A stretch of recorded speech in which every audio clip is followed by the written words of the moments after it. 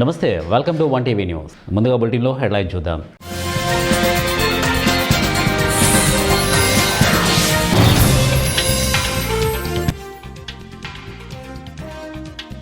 Greenland మాకు కావాలి, Trump ఉద్దేశాన్ని బయటపెట్టిన వైట్ హౌస్.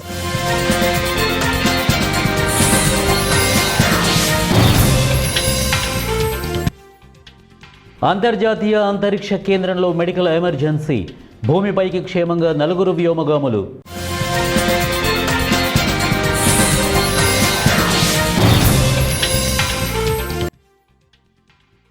మున్సిపల్ ఎన్నికల రిజర్వేషన్ల జాబితా ప్రకటన. హైదరాబాద్ మేయర్ పీఠం మహిళకు. గ్రీన్లాండ్ను అమెరికా ఆధీనంలోకి తీసుకోవడం వెనక డొనాల్డ్ ట్రంప్ ఉద్దేశాన్ని వైట్ హౌస్ బయటపెట్టింది. గ్రీన్లాండ్ను ఆధీనంలోకి తీసుకోవడం దేశ భద్రతకు అత్యంత అవసరమని ట్రంప్ భావిస్తున్నారని White House press secretary Karoline Leavitt వెల్లడించారు. ప్రెసిడెంట్ చాలా క్లియర్గా ఉన్నారు. గ్రీన్లాండ్ను అమెరికా స్వాధీనం చేసుకోవాలని ఆయన కోరుకుంటున్నారు. ఇది మన దేశ భద్రతకు అవసరమని ఆయన నమ్ముతున్నారు అని తెలిపారు. గ్రీన్లాండ్ను అమెరికా స్వాధీనం చేసుకునే ప్రతిపాదనను ఇప్పటికే డెన్మార్క్, గ్రీన్లాండ్ ప్రభుత్వాలు వ్యతిరేకించాయి.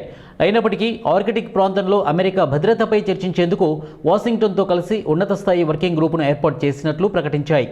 ఈ నేపథ్యంలో కరోలిన్ చేసిన ప్రకటన ప్రాధాన్యం సంతరించుకుంటోంది.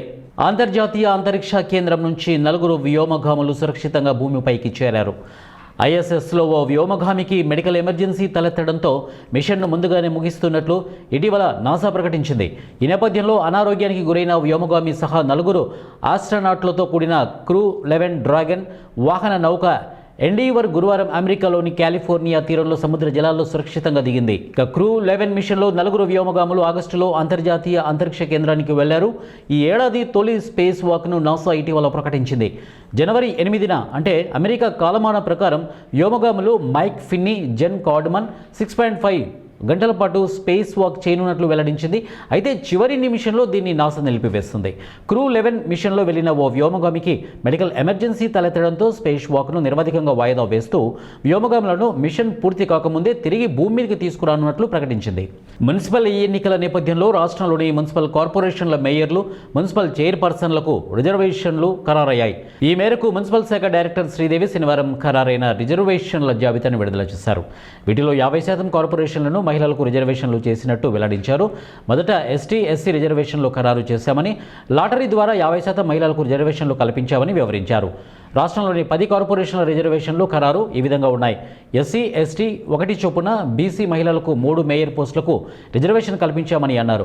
మరో 5 జనరల్కు కేటాయించామని చెప్పారు. గ్రామ పంచాయతీ ఎన్నికల్లో బీసీలను మోసం చేసిన కాంగ్రెస్ పార్టీ అదే పందాను మున్సిపల్ ఎన్నికల్లో కొనసాగించే కుట్ర చేస్తోందని Telangana BC JAC chairman Jajula Srinivas Goud ఆరోపించారు. హైదరాబాద్ సైఫాబాద్లోని బీసీ జాక్ భవన్లో ఏర్పాటు చేసిన సమావేశంలో జాజుల మాట్లాడారు. సోమవారం రాష్ట్ర వ్యాప్తంగా అంబేద్కర్, జ్యోతిబా పూలే విగ్రహాల వద్ద నిరసన కార్యక్రమాలు చేపట్టనున్నట్లు ఆయన వెల్లడించారు. మంగళవారం కలిసి వచ్చే బీసీ సంఘాలను కలుపుకొని సమావేశాలు నిర్వహించి భవిష్యత్తు కార్యాచరణను ప్రకటిస్తామని తెలిపారు. అవసరమైతే రాష్ట్ర బంద్కు పిలుపునిస్తామని కూడా వారన్నారు. 56.36% బీసీల జనాభా అని తేలింది. ఒకవేళ మీరు 56.36% అని బీసీల లెక్కలు అనుకున్నా, బీసీలకు న్యాయబద్ధంగా జనాభా దామాష ప్రకారం 68 మున్సిపల్ చైర్మన్లు బీసీలకు రావాలి. 68 మున్సిపల్ చైర్మన్లు బీసీలకు రావాలి. కానీ రాలే. ఇప్పుడు కేటాయించింది మున్సిపల్ చైర్మన్లలో 38%. 38% అంటే కేవలం 31%. 31%లో కేవలం 38 మున్సిపల్ చైర్మన్లు బీసీలకు కేటాయించారు. అంటే 42% చూసుకున్నా కూడా ఇవాళ బీసీలు 14 మున్సిపల్ చైర్మన్లు నష్టపోయారు. మీరు ఇచ్చేటువంటి ఈ మున్సిపల్ నోటిఫికేషన్ ద్వారా 42% చూసుకున్నా, దరిద్రానికి కానీ దరిద్రం 42% చూసుకున్నా కూడా 14 మున్సిపల్ చైర్మన్లుగా బీసీలు నష్టపోయారు. అదేవిధంగా జనాభా దామాష ప్రకారం 56% తీసుకుంటే 30 మున్సిపల్ చైర్మన్లు బీసీలకు రావాలి. 30 మున్సిపల్ చైర్మన్లు బీసీలు నష్టపోయారు. ఇక కార్పొరేటర్లు, కౌన్సిలర్లు రాష్ట్ర వ్యాప్తంగా కార్పొరేటర్లు, కౌన్సిలర్లు 121 మున్సిపాలిటీల్లో 2704 మంది 2704 మంది కార్పొరేటర్లు, కౌన్సిలర్లుగా పోటీ చేస్తున్నారు. ఇవాళ ఉన్నాయి, ఈ పదవులు ఉన్నాయి. ఇందులో బీసీలకు కేటాయించింది 763. బీసీలకు కేటాయించింది 763. కారణ జన్ముడు యుగపురుషుడు పేదల పెన్నిధి నందమూరి తారక రామారావు 30వ వర్ధంతి సందర్భంగా ఆ మహనీయుడికి తెలుగుదేశం నాయకులు ఘన నివాళి అర్పించారు. సినీ వినీలాకాశంలో ధృవతారగా వెలిగి రాజకీయ కురుక్షేత్రంలో అజేయుడైన ఎన్టీఆర్ తరతరాల చరిత్రను తిరగరాసిన ధీరోధాతుడు ఎన్టీఆర్ అని తెలుగుదేశం నాయకులు కాకాని శ్రీనివాసరావు అన్నారు.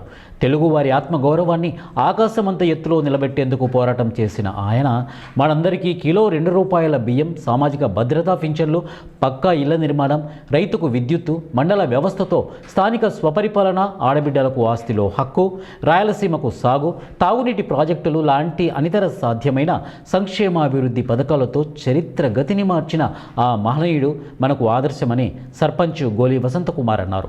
ఆయన వేసిన బాట అనుసరణీయం. రాజకీయాలలో, ప్రజాసేవలో తనదైన బాణిలో ముద్ర వేసుకున్న యుగ పురుషుడు ఎన్టీఆర్ అని, ఆయన ఆశయాలకు అనుగుణంగా నారా చంద్రబాబు నాయుడు, లోకేష్, పవన్ కళ్యాణ్ అనుసరిస్తున్నారని, కూటమి ఐక్యత వర్ధిల్లాలని తెలుగుదేశం నాయకులు పొట్లూరి మురళి అన్నారు. మేమందరం కూడా ఆయనకి ఘన నివాళులు అర్పించడం జరిగింది.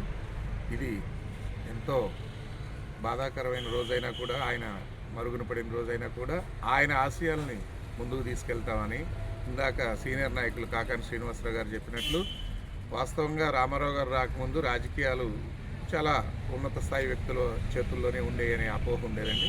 ఆ తర్వాత రామారావు గారు వచ్చిన తర్వాత బీసీ, ఎస్సీ, ఎస్టీ అందరికీ కూడా సముచిత స్థానం కల్పించడమే కాదు, చదువుకున్న నవ యువకుల్ని చాలామందిని ఆయన రాజకీయాల్లోకి చేర్చి వాళ్ళ చాలా ఉన్నత స్థానాల్లో వాళ్ళందరూ కూడా వెలుగొందుతున్నారు. ఇలాగే ఆ వరవడిని నారా చంద్రబాబు నాయుడు విజయాల్లో నడిచి ఉన్నతంగా నిలిచారు సమాజంలో. రానున్న కాలంలో చంద్రబాబు గారు కూడా భవిష్యత్తులో మరిన్ని కార్యక్రమాలు చేస్తారు. ఆయన అట్లాగే చంద్రబాబు నాయుడు గారు ప్రవేశపెట్టినటువంటి పథకాలు ఎంతో ఉపయోగంగా ఉన్నాయి. 2014 నుంచి 19 మధ్యలో విదేశీ విద్య తీసుకురావటం, అట్లాగే ఇప్పుడు మన లోకేష్ గారు ఎప్పుడూ లేని విధంగా ఇంటర్మీడియట్ కాలేజీలకి మధ్యాహ్న భోజన పథకం తీసుకొచ్చారు. దీనివల్ల ఇంటర్మీడియట్ విద్యార్థులకు బాగా ఉపయోగపడుతుంది. ఇట్లా మన బోడే ప్రసాద్ గారు తెలుగుదేశం పార్టీ వ్యవస్థాపక అధ్యక్షులు స్వర్గీయ నందమూరి తారక రామారావు 30వ వర్ధంతి సందర్భంగా పట్టణంలోని ఫ్యాక్టరీ సెంటర్లో ఎన్టీఆర్ విగ్రహానికి పూలమాలలు వేసి నివాళులు అర్పించిన AP organic certificate authority chairman సేవల దేవదత్ మరియు కూటమి నేతలు, తెలుగుదేశం పార్టీ నేతలు మాట్లాడుతూ తెలుగువారి ఆత్మగౌరవాన్ని ఆకాశమంత ఎత్తులో నిలబెట్టేందుకు పోరాటం చేశారు. ₹2కే కిలో బియ్యం, విప్లవాత్మక సంక్షేమ పథకాలతో పేద ప్రజల మనసులో చిరస్థాయిగా నిలిచిపోయారు. చరిత్ర గతిని మార్చిన మహనీయుడు ఎన్టీఆర్. ఈ కార్యక్రమంలో కౌన్సిలర్లు, వివిధ హోదాలో తెలుగుదేశం పార్టీ నాయకులు, వివిధ కార్పొరేషన్ డైరెక్టర్లు, సీనియర్ నాయకులు, వార్డు అధ్యక్షులు, ప్రధాన కార్యదర్శులు, కార్యకర్తలు, మహిళలు తదితరులు పాల్గొన్నారు.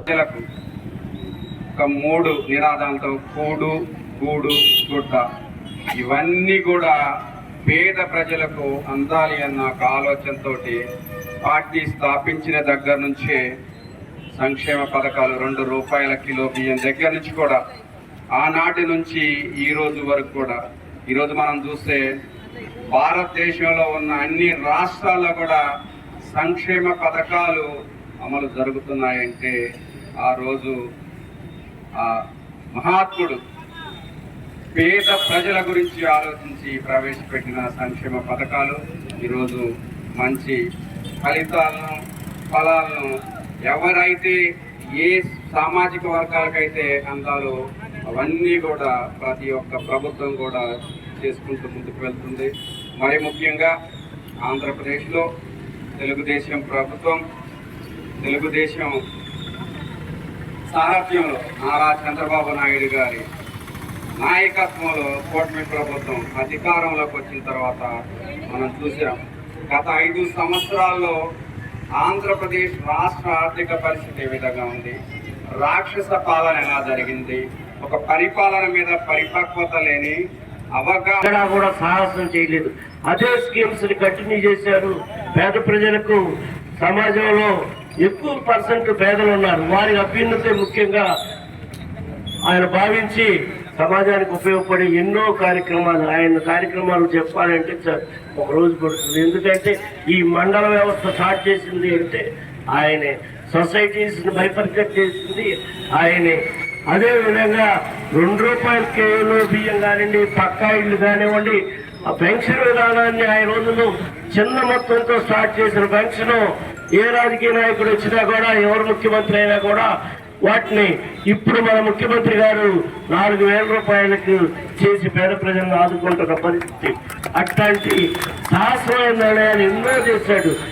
ఆ రోజుల్లో పట్వారీ వ్యవస్థను రద్దు చేస్తే చాలా మంది దీనికి ఏమన్నా ఆలోచన లేని పని పట్వారీ వ్యవస్థను రద్దు చేయడం అని చెప్పి మాట్లాడారు. కానీ ఆయన ఎవరు చెప్పినా కూడా ఆయన ఏది చేయాలనుకున్నాడో చేసి ములుగు జిల్లా తాడ్వాయి మండలంలోని తెలంగాణ కుంభమేళా ఆసియా ఖండంలోనే అతిపెద్ద గిరిజనుల జాతరగా పేరుగాంచిన శ్రీ మేడారం సమ్మక్క సారలమ్మ ఆదివాసీ కళా ప్రాంగణం వద్ద నిర్వహించబోయే సాంస్కృతిక కార్యక్రమాలను మంత్రి సీతక్క పరిశీలించారు.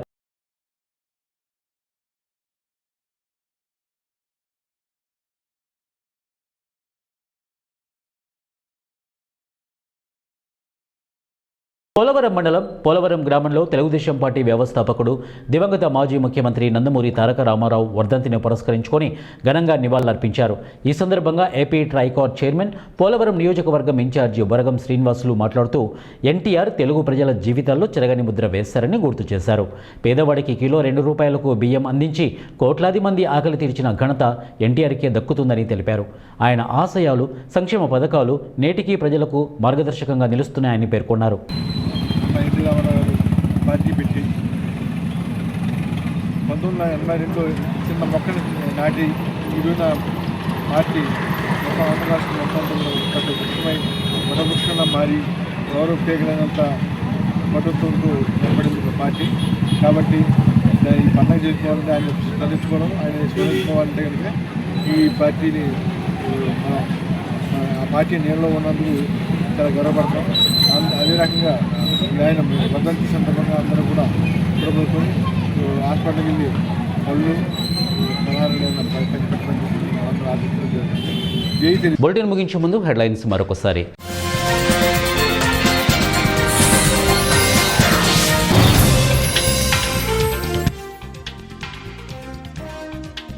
గ్రీన్లాండ్ మాకు కావాలి, ట్రంప్ ఉద్దేశాన్ని బయటపెట్టిన వైట్ హౌస్.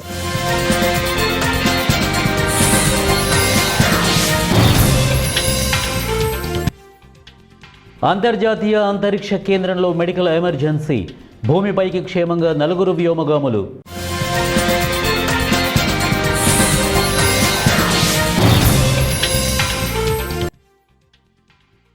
మున్సిపల్ ఎన్నికల రిజర్వేషన్ల జాబితా ప్రకటన, హైదరాబాద్ మేయర్ పీఠం మహిళకు. ఇవే బులెటిన్ అప్డేట్స్. నెక్స్ట్ బులెటిన్లో కలుద్దాం. Until then keep watching 1 TV news.